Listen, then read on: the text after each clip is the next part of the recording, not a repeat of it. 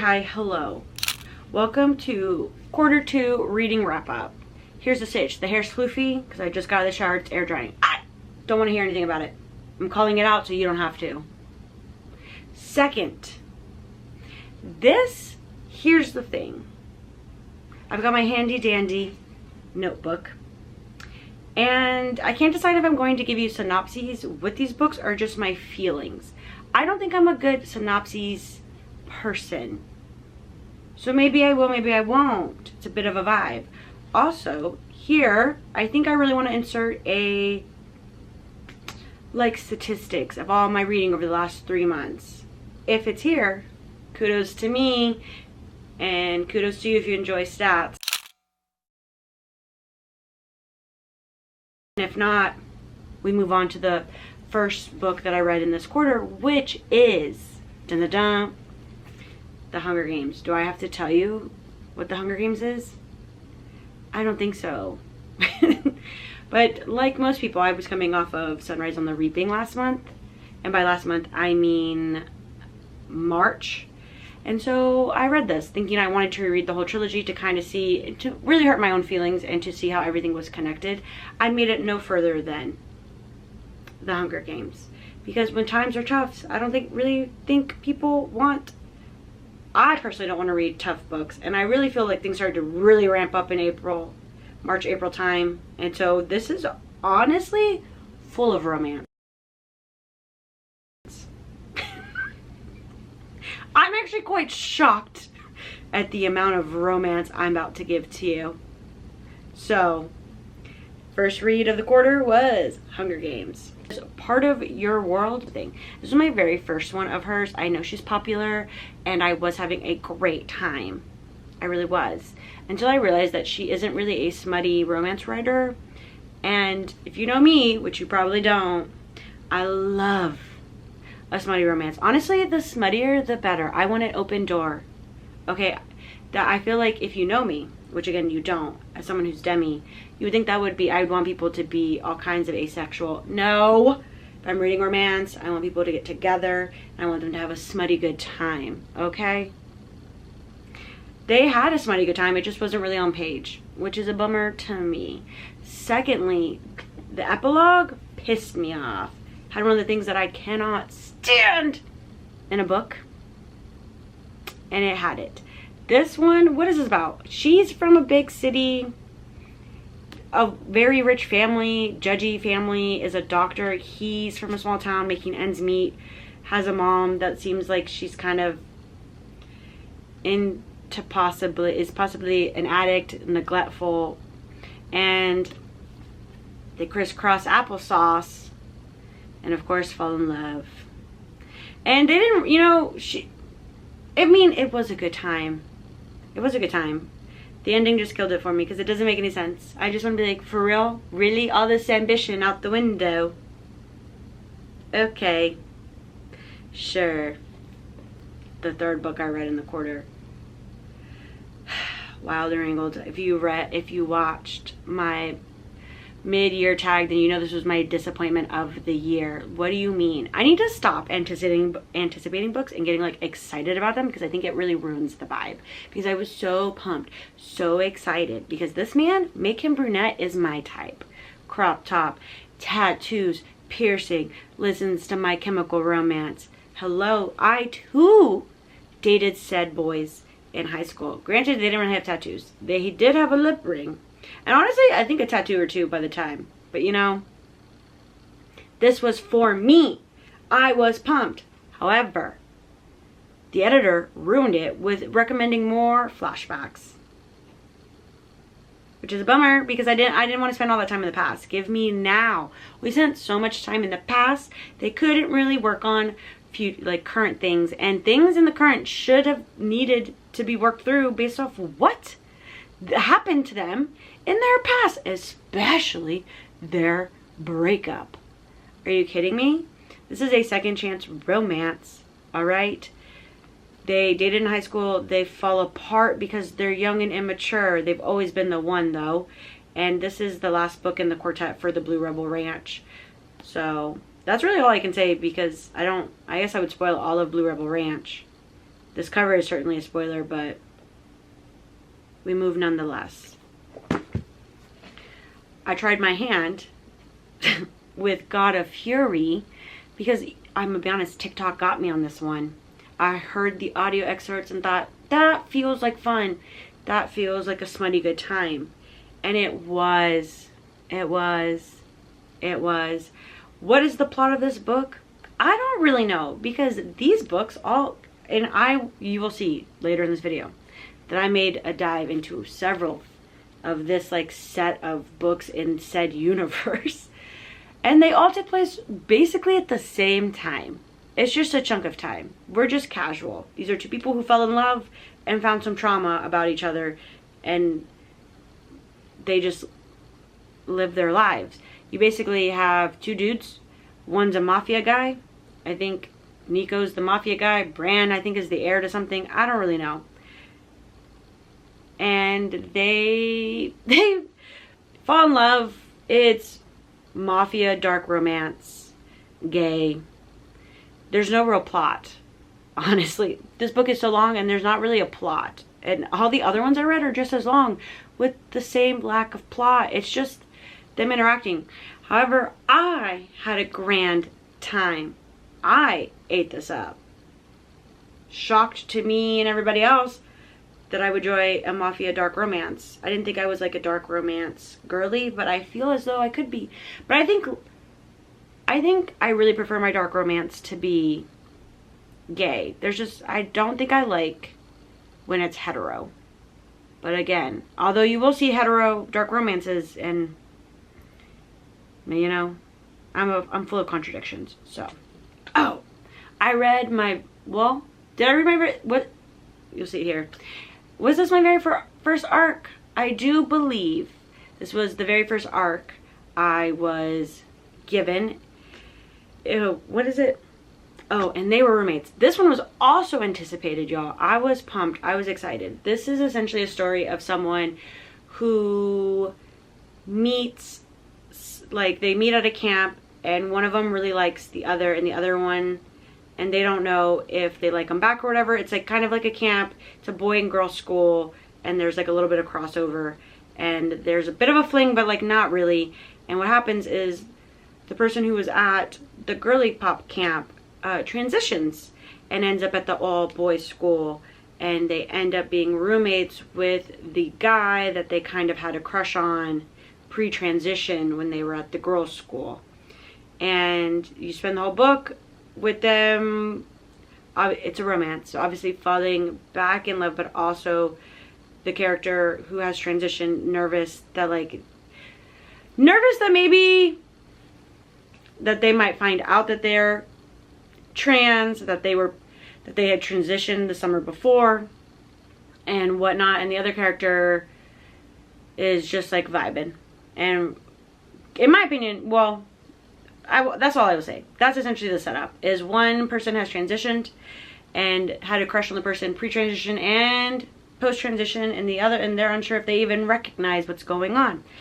Now, I was very excited about this book. I was pumped. I was ready to go. However, what I did not like about this book is I felt that maybe because I live in a red state and I'm aware of the current rhetoric about like medical interventions for youth or the conversation about transness with youth, I just felt it was wild that this character, who's a teenager, already had top surgery, or they would be so unrecognizable that the person they were rooming with would have no idea who they were, even though they spent like every day together at a summer camp.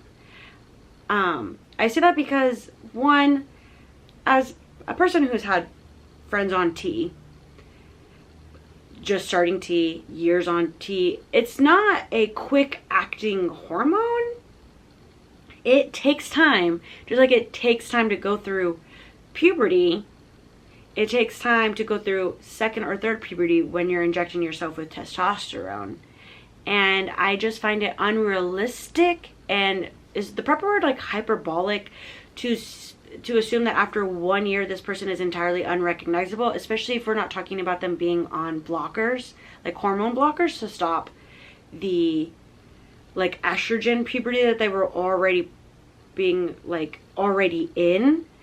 Also the fact that they had gotten top surgery to me is also wild, because the rhetoric of like, you just let, like, maybe because I'm in the red states, that it's just like, you just let them chop different parts of their bodies off. And it's like, I know, even though I'm not someone who has ever had top surgery or ever gone in for a consultation, like, that's not like something that happens quickly. Like, that is often something that happens after the body is done maturing and growing. There's several consultations. I'd imagine there is even possibly, like, in some states, a requirement to speak to a therapist and be cleared before one can remove fatty parts of their body. And to think that that person already had top surgery, already was unrecognizable due to the testosterone, is wild, and feels like it feeds into the, or like my perception is that it would feed into this rhetoric that, I don't know exactly if I have the words to describe it, but I know these things are slow acting and take time. They don't just like change your life overnight. But the rhetoric in my state would make you believe that you like give someone testosterone at 16 and then their entire life has changed, as in like they are entirely different people and it's irreversible. And it's like, it takes months, if not years, to see the effects of hormones on a body. And like the most somebody would do for a teenager would be providing them with hormone blockers and letting them cut their hair and dress the clothes that they want to. That would be the extent of what we do for teens and youths. Not testosterone and permanent body surgery to folks who, like, you know what I mean? It feels like, one, it gives like trans and non-binary folks like unrealistic expectations of what they can expect in a transition, and two, feeds the fire of like transphobes and conservatives being like, do you see how life altering it is? This is something they have to sit on for years. And it's just like, I don't know, it feels like it just gives fire to the hateful people. So I was really disappointed. So much so I even like consulted someone who is auntie and non-binary about like, am I being weird as someone not auntie? Am I being weird? And they said no. And granted, that's just one like trans voice. The other, maybe if I consulted with all my other trans friends, they'd be like, you're being weird. But it felt weird and I didn't like it. And so it was a very big disappointment, because it was a really cute story, and like a part of me feels like I understand the want for it to be like fantasy and a break from the real world. I just like, and it sucks that like sometimes queer books can't just be like in La La Land, that they have to be more tied down because of like people being in like conservative spaces needing that like access, but also people using that as like an example of like why we must restrict access to like life-saving care. So it's just like a bummer, because overall it was like a fun concept, a fun little love story. I think it would have worked better. I think it just would have worked better of, instead of making them in high school, let them have met in middle school or like early high school and then been roommates in college. And I think that would have solved the issues. I think it would have been like if they transferred in, you know, at a certain point and then they ended up roommates. And I think that would have worked perfectly, and all of my concerns and critiques would have gone out the window had you just aged up these characters. Okay, that was surprisingly a longer rant than I thought I was going to have on that one. Flirting with Disaster. I picked this one up because I was going to a book signing with Lila Sage and the other author in discussion, and she was very nice. I think she asked Lila Sage like excellent questions, but I picked it up. She's a local Houston author, and Flirting with Disaster is about, it's a second chance romance. And I think, what is the synopsis of this book? She has to come back to Houston because I think she's got to sign that she wants to get married to somebody else, or is it somebody else? Let's see. I think she has to get married to somebody else, and she's coming down and she needs to have like the divorce papers finally signed because she hasn't been with this man in years. However, when she comes down, she has simply apparently forgotten her Estonianness and checked for a hurricane. Which, granted, hurricanes do pivot and can just all of a sudden really end up on an entirely different trajectory than expected. However, she flies down, and the whole premise is they kind of get stuck because there's a hurricane, so she has to go down and be with her current husband, technically, but technically also ex, and they rekindle things because it's a second chance romance. And I think my biggest con of this is I hated the fact that they never actually talked to one another. We never had an actual conversation. And I feel like there was such good space to have really good conversations about things, and it just didn't happen. I finally read Modern Divination. This is the indie. I listened to the audiobook of the trad published one, and it was a good time. She's just a witch. He's not a witch. Something happens and they have to save their world. And only they can do it. I think this takes place in like, it's very moody, it's very gothic, and that was like another pro of it. I don't think, my biggest con of it is the stakes weren't very high. Like, it was, in my opinion, maybe solved a little too easily, the conflict between maybe them and or like the enemy of sorts, the villain of the story, as you will. But I had a good time. I'm kind of bummed that I couldn't follow along in here because this book, I think traditionally published, has been wildly updated and edited. So I could not follow along with this. Give me 1 second. My battery's dying. I think the angle is the same. Just follow up. Had a great time. It's atmospheric. It's a little romantic-y. I don't know where book 2 is going. If you have the indie and you want to listen to the audiobook, don't. You can't read them tandem. So that is all of April. We move to May. My first book of May is Futbolista. I honestly didn't even know this was out. This was like an anticipated read that I forgot existed. I've read the other 2 out of the 3 books this other author has done in like the YA. This is a new adult. It follows these 2 gentle folks, and I think, who is it, Gabby is bi, or realizes that he's bi, and he has to deal with being like on a soccer team and being Mexican American and wanting to play for Mexico and what that means if he's bisexual. It was lovely. I enjoyed it because my mom is from Corpus, and so it was fun to see the Corpus things in this book, because whoever writes about Corpus Christi, Texas? No one. So, and also the fun thing about this author is they incorporate Spanish a lot into their books, and it just makes me feel cozy and at home. So I say that as if there was Spanish spoken in my home, and there wasn't. It just, I don't know how to explain that it feels like home, but ta-da! We have Kiss the Villain. Okay, here's the thing. I think, well, first of all, I was really looking for, when I picked this book up, I really liked, as you can see, God of Fury, and I thought, yes, I want some more dark gay romance. And Kiss the Villain hit the spot. This one takes place, honestly, yeah, it takes place relatively around the same time as all the Gods of books in the Rena Kent universe. Whose book is this? Gareth's? Because the other one is Nico and Brandon's. Gareth and his love interest, which makes an appearance in God of Fury.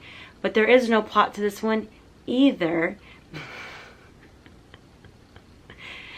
No plot. Just vibes and smut, which honestly, I'm here for. Our main character has some trauma. We work through that trauma. We find it out. We get a little piece of who they are.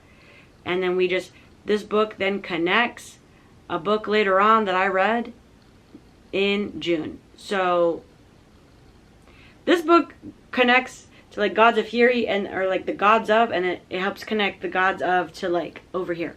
If you've ever read Rena Kent or even looked, her entire universe is like this big.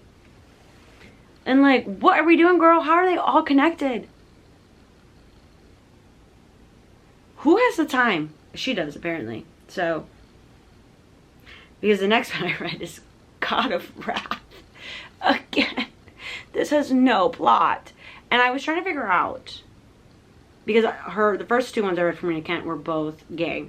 This one is hetero. This one is, who is God of, I don't even know who God of Wrath is. Anyways, it's hetero. No plot.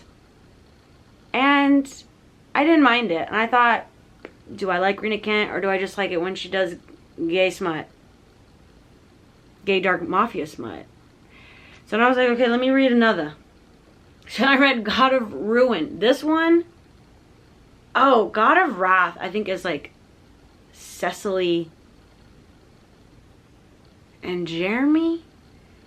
God of Ruin is like Landon, Nico's brother, and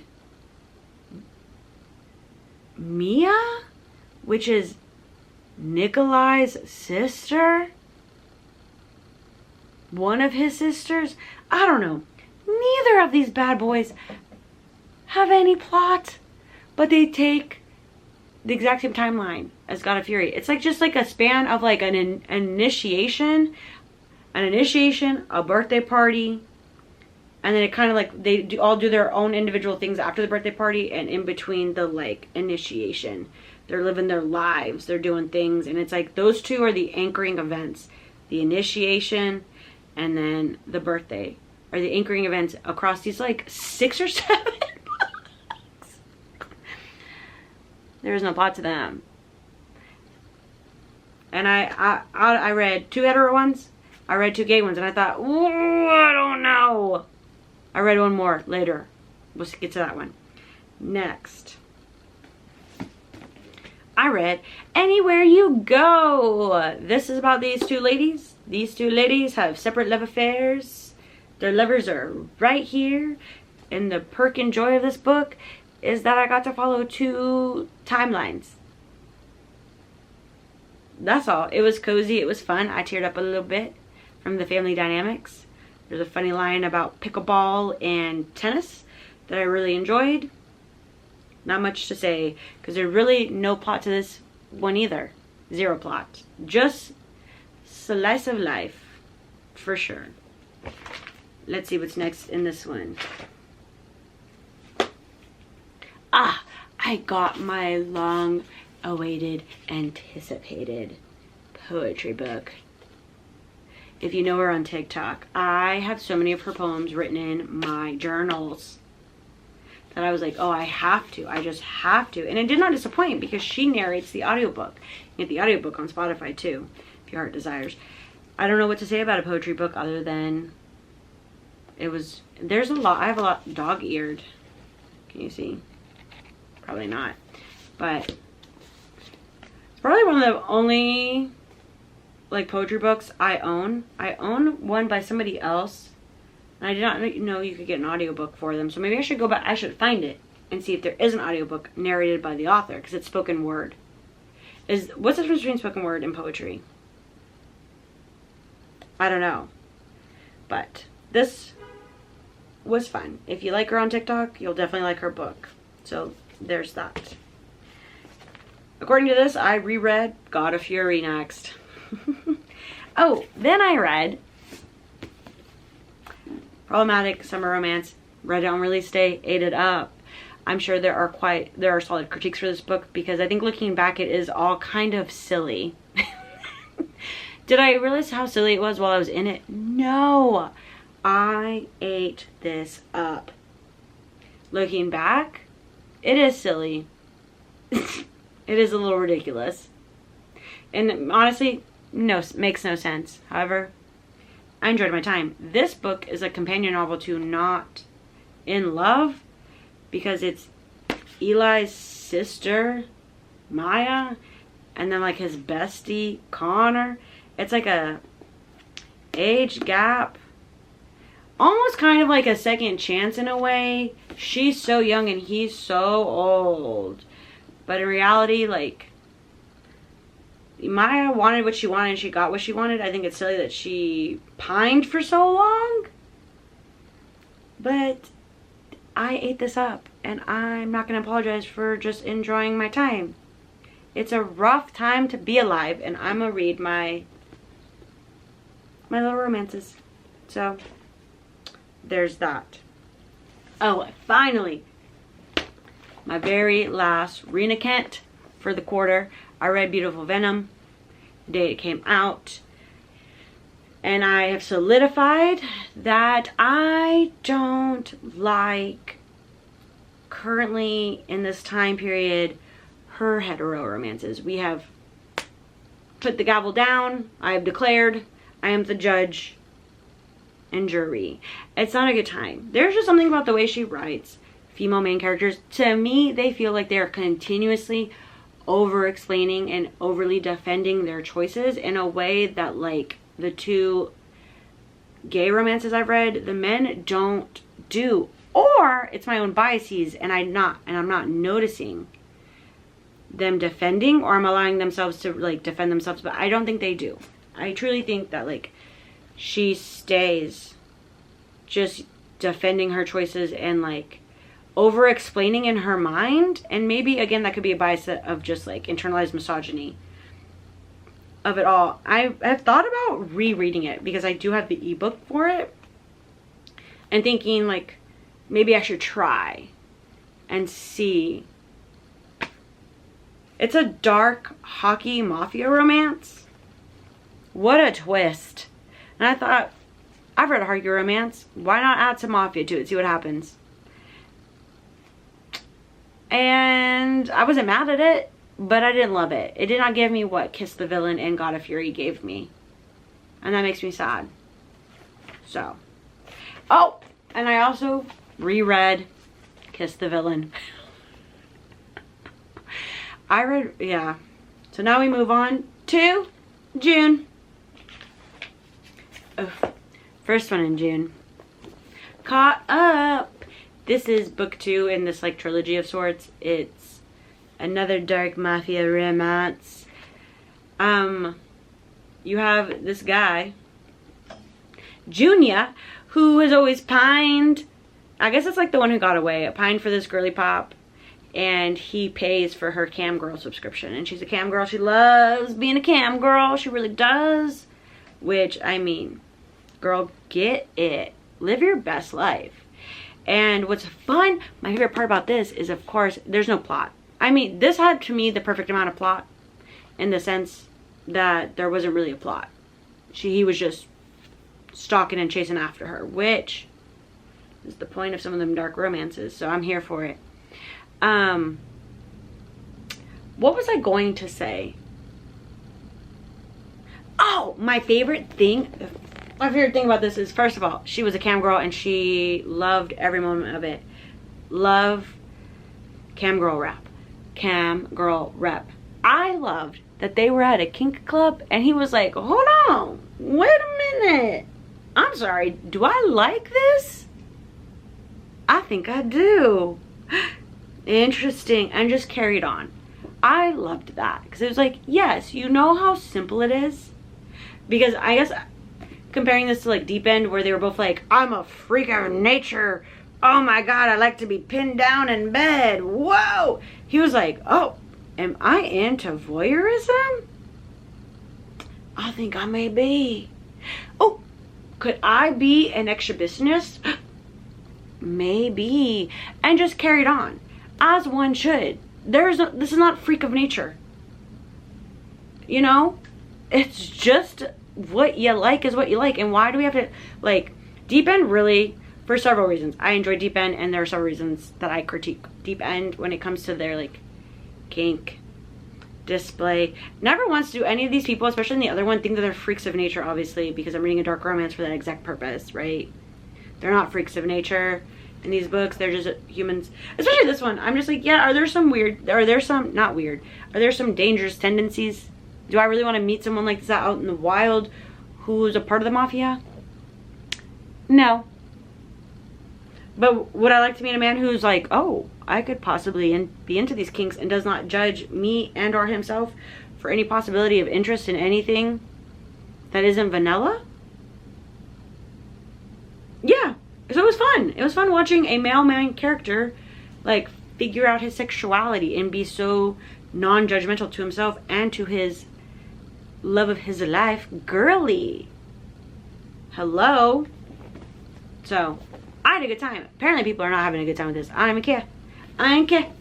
I had a fun time. And I'm looking forward to book 3, which is Tyler's. The D-bag. I can't wait, actually. Alright. Next on the docket is Slipstream.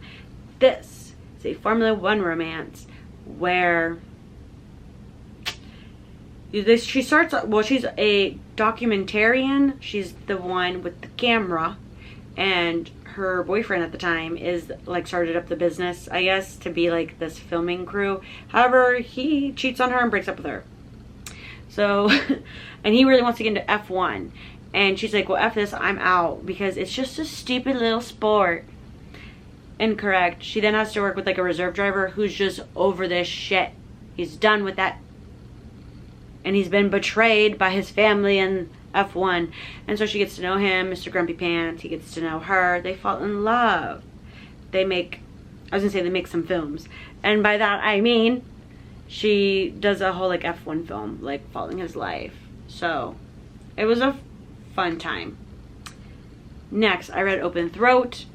This is a queer mountain lion having a midlife crisis amongst humans in Hollywood. It was weird, and it was an okay time. I read The Unworthy, which is classified as horror. Shocker to everyone, including myself, in the sense, oh, I moved the camera. There we go. In the sense that I don't pick up horror, I'm a scaredy cat. However, this didn't feel very horror, it just felt weird. She's this girly pops in a like, I was gonna say a coven, that's witches. A convent, that's nuns. Or it feels like she's in a convent. It's religious of sorts. She's losing her memory, or has lost her memory, is slowly regaining it. She's trying to figure things out. She meets somebody. It turns a little gay. And then it kind of ends. And I don't really know. You know? We have Ride With Me next on the docket. This one surprised me in the sense that I liked it. I don't know why. I took a bold chance in reading this. Or by reading this, I mean purchasing this whole book instead of getting it from the library, because I did not like Cross the Line. I just didn't. Like, I had a good time, but I didn't love it. Like, I wanted more from it. And this one, I was having a grand time. To me, this one makes so much more sense. The way that they meet and get accidentally married, because it's a marriage of convenience type deal. They meet during a joined bachelorette and bachelor party. They get drunk in Vegas. They have like a moment before they get married. Yummy delicious. They wake up married. They're like, holy bananas, what do we do? They're like, well, I guess we'll stay married because it kind of works out for the best of us. And obviously it progresses. I don't think I had any cons of it. It's very much just a romance. There's very little Formula One in this one. So if you're someone who wants to read more of like Formula One being more of a character in the book, then this one isn't necessarily for you. It's very much in the background. Like, it is brought up. But if you subbed out Formula One for baseball, if you subbed out Formula One for being football, for anything else that requires someone to travel frequently, or being like a billionaire mogul of sorts, it would still work. So it has and I think her other book is a little bit more Formula One heavy, because the main female character is a social media rep, and so she has to be a part of the whole situation versus being essentially a wag, which is a wife and girlfriend of the driver. But this, to me, was a better time. I think I liked this romance more than Cross the Line. And last but not least on the docket, I forgot I haven't turned this into the library yet, is City of Glass. Here's the thing. I started off not liking this. Then I liked it. I still don't really understand the plot of this book. I'm gonna be honest. I really don't understand the plot of this book. But I did enjoy the second half a lot better than the first half. Because in the second half you get more of the angel and the demon in it. Although, still had no idea what was going on. You essentially, the plot of this book is you have, I guess, this demon of sorts pictured here, and this angel of sorts pictured here.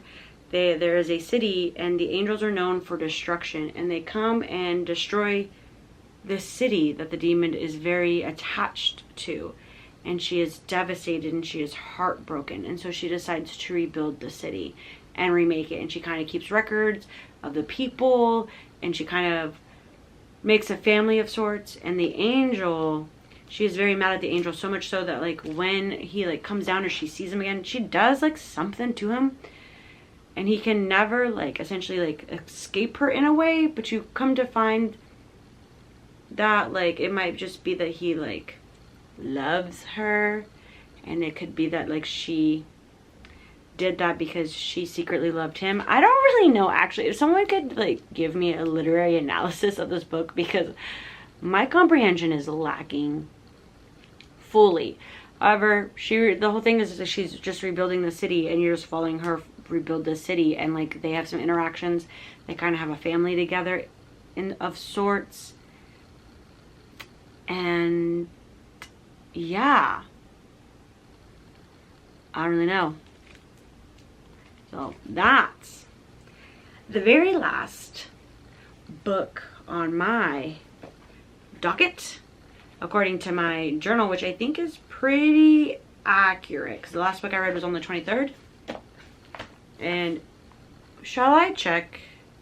Should we check Storygraph real quick? Just to make sure that I'm correct. Shout out to Storygraph. That is in fact the very last book I read. That's everything I read in April, May, and June. I hope you enjoyed. If you don't, live your best life, babes. And hopefully I'll catch you in the next one. Bye.